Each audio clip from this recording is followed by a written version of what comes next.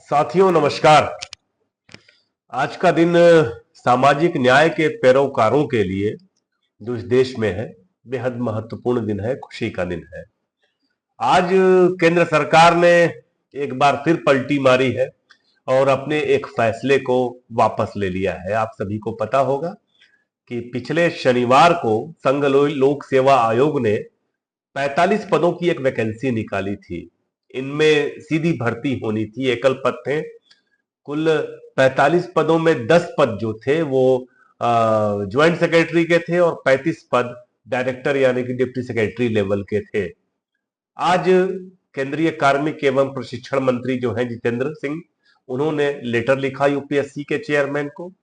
Political letter लिखा, राजनैतिक पत्र लिखा, वह कोई प्रशासनिक पत्र नहीं था। उस पत्र को सार्वजनिक भी कर दिया गया। तो वो पत्र लिखा और उसके बाद यह वैकेंसी रद्द हो गई।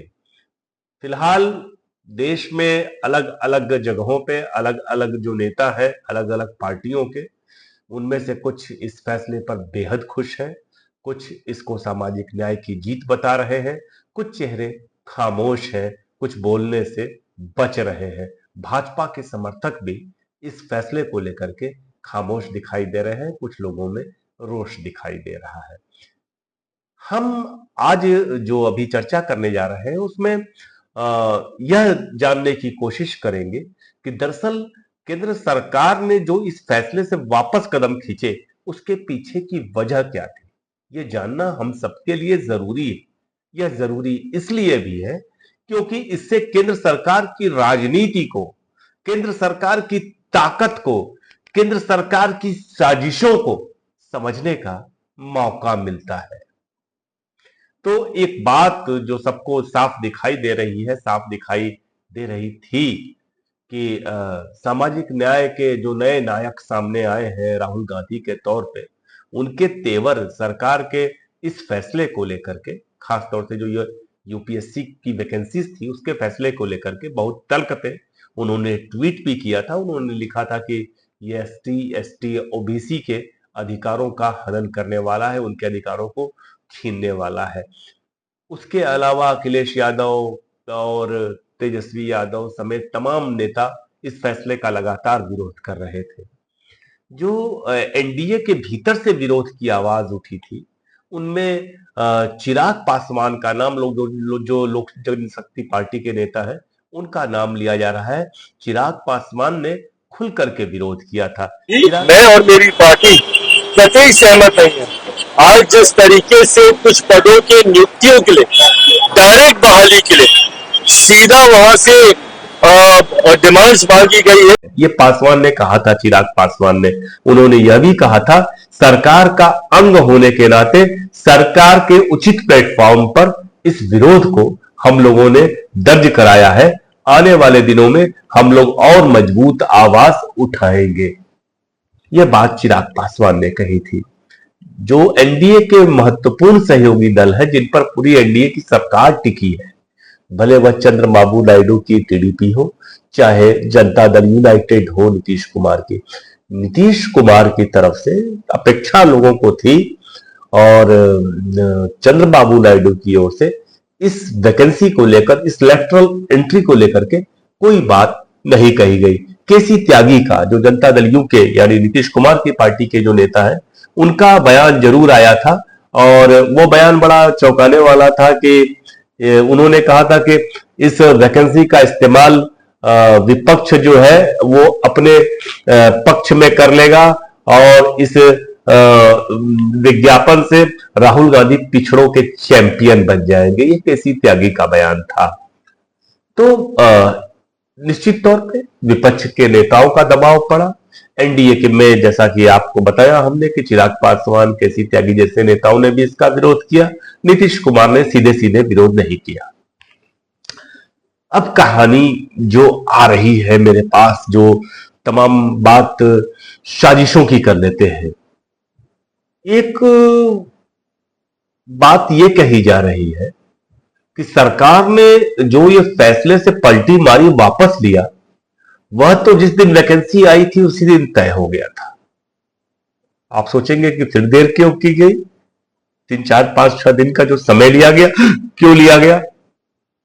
तो दरअसल हुआ ये कि वैकेंसी को वापस लेने से पहले चिराग पासवान ने बयान दिया, जैसा कि मैं आपको बता रहा था, और नीतीश कुमार खामोश रहे लगातार। चिराग पासवान ने जिस तरह से बयान दिया था, ये मुझे भी आश्चर्य हो रहा था, लोगों को भी लग रहा था कि जिस तरह से चिराग पासवान खुद को हनुमान भक्त बताते हैं, कहते हैं कि मोदी जी के लिए माने जैसे भगवान राम के लिए हनुमान थे, मैं मोदी जी का हनुमान हूं, वो अचानक सरकार के खिलाफ मुखर हो गए। बिहार में विधानसभा चुनाव होने हैं और निसंदेह नीतीश कुमार, लालू प्रसाद यादव को सामाजिक न्याय के हीरो के तौर पर देखा जाता है। अब नीतीश कुमार को साधना है, जीतन राम मांझी को साधना है एनडीए में, तो निश्चित तौर पे चिराग पासवान को आगे बढ़ाना पड़ेगा। ये भाजपा की मजबूरी भी है। तो इस तरह के विरोध से निश्चित तौर पे चिराग पासवान का कद बढ़ा, न केवल एनडीए में बढ़ा बल्कि बिहार की धरती पर भी अब बात होगी। कल के अखबार छापेंगे कि चिराग पासवान ने विरोध किया था और देखिए ये हो गया। अब चिराग पासवान खुद भी टेलीविजन में जाकर के कह रहे हैं, अखबारों को कह रहे हैं कि देखिए हमने विरोध किया था, मोदी जी ने हमारी बात सुन ली। तो नीतीश कुमार का कहीं ना कहीं से कद जो है इस पूरे घटनाक्रम में छोटा पड़ा, कम पड़ा चिराग पासवान के बनिस्पत। एक बात। दूसरी बात, राहुल गांधी का बड़ा गहरा दबाव था। आपको पता होगी कल जो है भारत बंद का ऐलान किया है तमाम पार्टियों ने। वह सुप्रीम कोर्ट द्वारा जो आरक्षण की बात थी, जो क्रीमी लेयर को लेकर के मामला है, उसको लेकर के कल भारत बंद का आह्वान किया गया है।